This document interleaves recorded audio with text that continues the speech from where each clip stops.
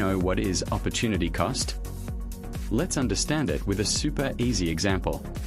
Opportunity cost means the value of the next best alternative that we give up when we make a choice. In simple words, when we choose one thing, we sacrifice another thing. That sacrificed option is called opportunity cost. Let us understand it with an example.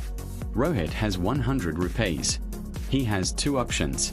Option 1, buy a pizza for 100 Indian rupees. Option 2, watch a movie for 100 Indian rupees. Rohit chooses pizza. Now he cannot watch the movie. So, the movie becomes the next best alternative that he gave up. Opportunity cost can also be measured in money.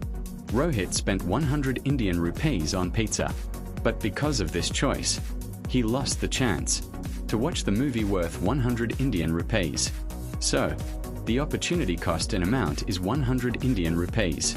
Remember, opportunity cost is always equal to the value of the next best alternative sacrificed.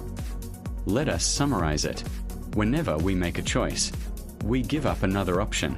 The value of that sacrificed option is called opportunity cost. It can be measured in amount, time, benefit, or satisfaction. Opportunity cost helps us make smart decisions, and this concept is very important in economics.